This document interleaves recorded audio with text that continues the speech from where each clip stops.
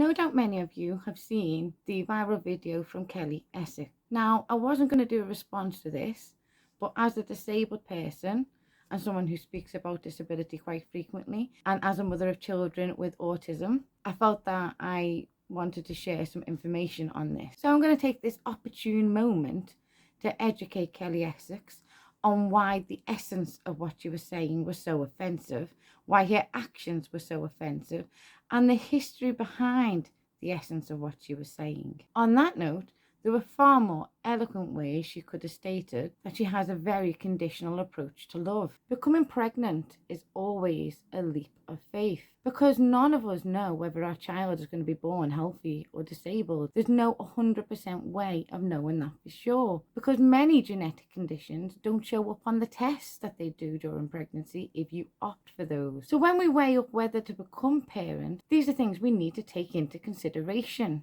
You're a parent for life, not just till they're 18, remember that too. So to be pregnant and to say that you would never raise a child with severe disabilities is quite shocking to the world, to be honest with you, because you don't even know if that baby you're carrying now could have a genetic condition or not. And I'd like to say I was surprised that you hadn't considered this before pregnancy, but I'm not. And if your love is conditional and based upon that child being healthy, what is your end goal if it's not healthy? At least we can give you credit for knowing your own limitations. And I genuinely hope your baby is born healthy because I do agree with you. You're not selfless enough to be a mother to a disabled child because that requires selflessness and unconditional love. If you're so against raising a child with severe disabilities, I really do have to ask what your end game is if your child is born with one. Adoption? Institution? Or did you not think that far ahead? After all, we don't get to pick our children. And again, a lot of what you were saying had the essence of eugenics when you listen to your words. And many people who support eugenics seem to think they have superior genes.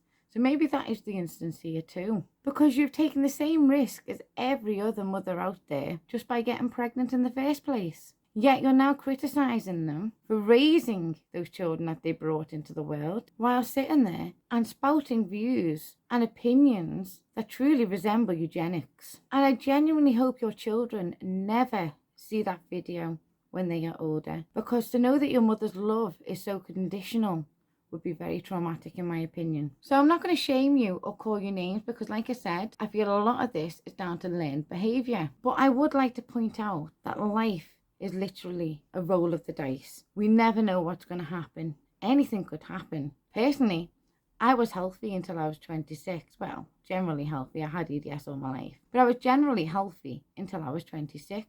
I had businesses. I had a teaching career.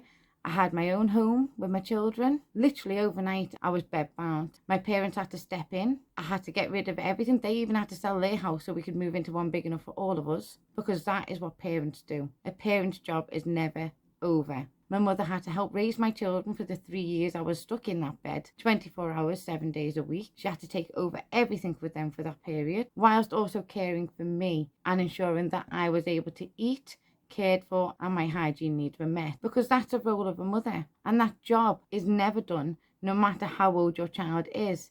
Anything could happen, and yet you're saying if your child was a vegetable, the terms you used, you would not want to care for them. That is actually quite shocking to me as a mother, because that would be my natural instinct, to want to step in, love and care for my child if anything ever happened to them, because you genuinely don't know what can happen. And clearly these are things that weren't considered before pregnancy, because motherhood doesn't align really with those views very well. And my reason for doing this vlog isn't to attack you. However, people who express views such as racism, oppression, prejudice and eugenics should be called out. And I think that is why so many people were horrified by what you were saying, the lack of empathy and compassion towards parents who have disabled children, as well as the lack of understanding that you don't know what's around the corner. It could happen for you at any point between now and the next 80 odd years. And also the essence behind what you were saying and how your words echoed and mirrored eugenics. Views such as yours sadly have a long standing in history and is behind an awful lot of historical atrocities. I was going to go back to the 13th century, however I'm sure history isn't your thing, so I'm going to start off in the 19th century, which was the age of the asylum. And one historian actually described them as museums for the collection of the unwanted. And through the 19th and 20th centuries, I'm sure you can understand there was a lot of abuse in those institutions. Anyone who was deemed unfit and unworthy was shoved in one. And you would be surprised who actually fit into the unfit bracket. So alongside the growth of the asylums, we have the eugenics movement really picking up. And it was a term first used by Francis Galton, and he was Darwin's cousin. In 1883, he started insisting that people should breed with the optimum supreme genes. And during the 19th century, eugenics was actually taught in schools alongside evolution. It was celebrated in exhibits at the world fairs, and even churches began to preach about it. And now you probably don't even know what eugenics is, so I'll briefly explain it for you. It's a pseudo-scientific theory that claims we can perfect genes via breeding, and it was about racial improvement. They didn't want people giving birth to those they deemed unfit any longer, or raising them up in society. They felt that weakened the racial pool, the genetic pool society. What does unfit mean? Who draws the line? Where is that line drawn? Back then, unfit also included ethnic and religious minorities, people with disabilities, people with mental health conditions, the LGBTQ community, and also women going through menopause would be shoved into these institutions and asylums. Sadly, the eugenics movement began in England, but then it spread out to other countries.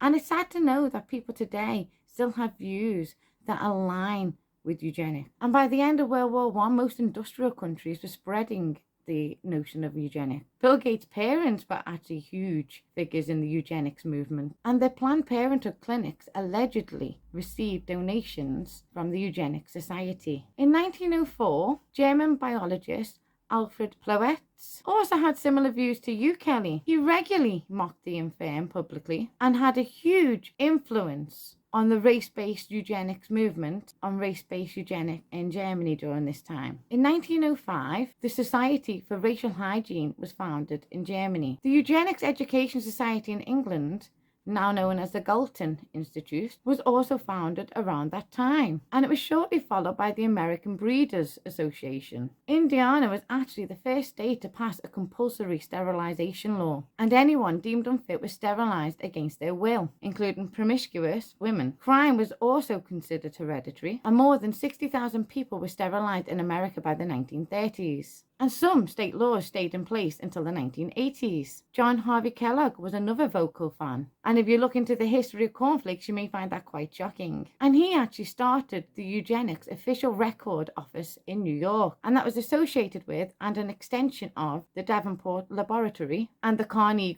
Institute of Washington. The first International Eugenics Congress was organized by the British Eugenics Education Society in 1912. And it was presided over by Leonard Darwin, Darwin's son. And Winston Churchill not only attended, but was a huge fan. And this was an event that pushed sterilization of anyone deemed unfit or anyone that could be considered at risk of transferring those genes onto future generations.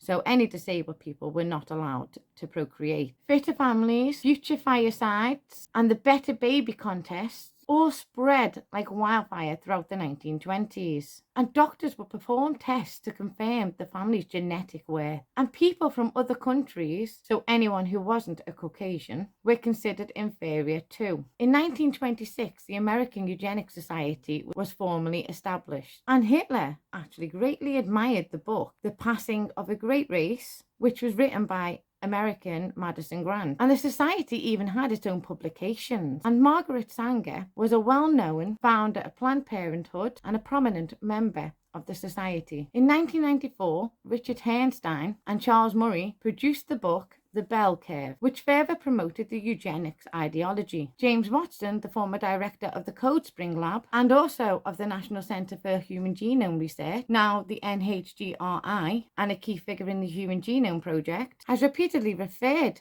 to the book The Bell Curve, despite those opinions being contrary to the published missions and values of the NHGRI. He regularly pushes CRISPR-Cas9 as a way to ensure pure genetic and designer babies in the future using genome editing methods. So as you can see, eugenics remain a constant issue in society even today. The scientific journal Nature actually has an interesting article on this, and that is why I felt it was important to call out these views. When you have a huge audience Such views like that can actually spread like wildfire, and a movement can grow very, very quickly. So it is important that we all call out these views and challenge them and try to educate people on the history and the essence behind them and what it can progress into because of what the past can teach us. First Nation women were still being sterilised in 2015 and 2016. Now, I don't know if you've heard of Bedlam Hospital. It has a huge reputation and is often used in English slang as a result. People endured horrific treatment there. People would regularly shove their unfit children in there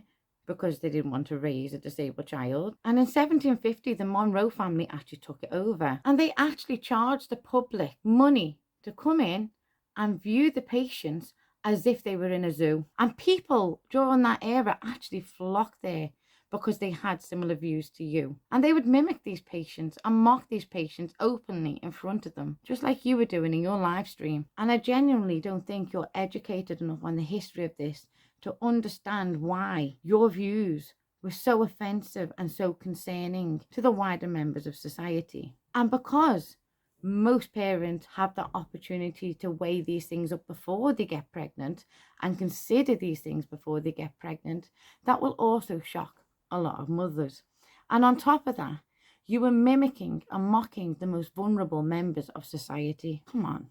And it is truly important that you understand the roots of your views and the damage that can be caused by them when you have such a large platform. Now, I can't change your views and no one else can. All I can do is take you through history and what those views have influenced in the past, what atrocities they were linked to in the past. And unless we all call it out, we're complicit and silent in it. Views like yours, when you have such a large profile, have triggered huge conflicts in the past, huge atrocities in the past, and started huge movements that were dangerous. And we can't risk that happening again.